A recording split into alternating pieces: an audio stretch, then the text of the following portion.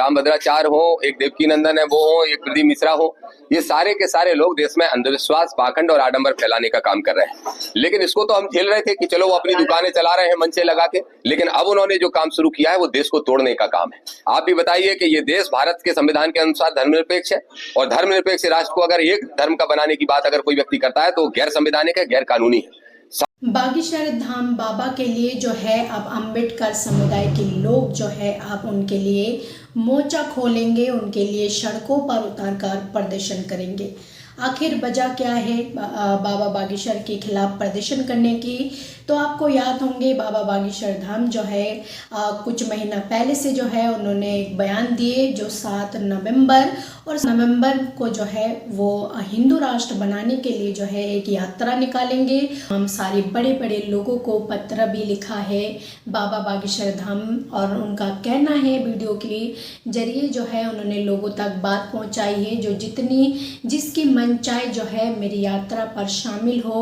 और ये 7 नवंबर को यात्रा निकाले जाएंगे, जिसके चलते जो है अम्बेडकर समुदाय के लोग जो है इस वक्त भड़के हैं। और उनका कहना है, जो अम्बेडकर को मानने वाले लोग हैं उनका ये कहना है, जो इस देश सेकुलर देश है और इस देश को अगर कोई एक धर्म के राष्ट्र बनाने की बात करते और यात्रा निकालेंगे तो ये बिल्कुल गैर कानूनी है, इसको जो है रोका जानी चाहिए। इसके चलते जो है उन्होंने कहा है, जो हमने एक राष्ट्रपति को चिट्ठी लिखा है और उसके बावजूद भी यात्रा नहीं रुकते, यात्रा पर रद्द नहीं होते, तो हम जो है सड़कों पर उतरेंगे और प्रदर्शन करेंगे, क्योंकि इस तरह की गैर कानूनी यात्रा और लोगों को भड़काना इस तरह की जो है हम होने नहीं देंगे।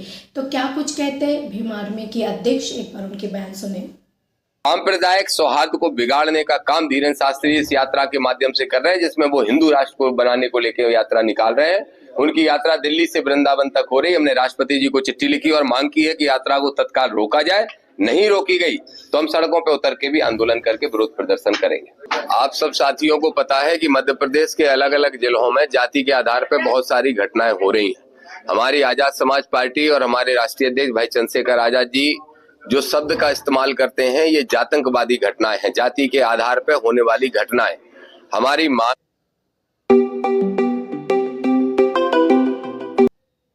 तो आपने सुना, सिर्फ बाबा बागीशर की बात नहीं बल्कि उन्होंने और भी कई सारी ऐसी बाबाओं की बात करे हैं जिनकी तहत जो है इस देश के माहौल ख़राब हो रहे, और इन लोग जो है अपने धर्म से ज़्यादा इस पर राजनीति करते हैं, ये भी उन्होंने खुलेआम कहा है। साथ ही साथ वो ये भी कहते हैं जो इस वक्त जिस तरह से दलितों के साथ हालात हो रहे, जिस तरह से उनके साथ बदसलूकी हो रहे, चाहे उनको पेशाब पिलाना हो, चटाना हो, चप्पल से मारना हो, चप्पल जूते चटाना हो, इस तरह की खबरें जो है उत्तर प्रदेश से आए दिन आते रहते हैं। और इन लोग हिंदू राष्ट्र बनाने की बात करते हैं। इस देश में मुसलमान भी है और हिंदू भी है, दलित भी है, ईसाई भी है, तो क्या हिंदू राष्ट्र में दलित भी हिंदुओं के साथ जाएंगे, जहाँ पर जो ऊंची जाति की धर्म के लोग हैं वो दलित लोगों को अछूत मानते हैं, तो उनके साथ दलित लोग कैसे जाएंगे? तो ये देश जो है हिंदू राष्ट्र किस तरह से बन सकते हैं? इसमें दरअसल जो है इस देश में ये गैर कानूनी यात्रा है,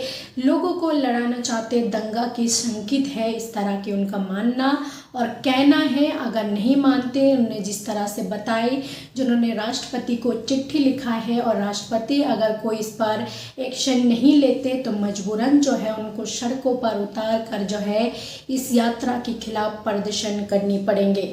आपको क्या लगता है इस यात्रा में क्या कुछ फ़ायदा आपको देखने मिल रहे, क्या लगे हासिल होंगे इससे? आपको क्या लगता है इस पर? आपका जो भी राय है अपना राय कमेंट बॉक्स पर जरूर लिखें।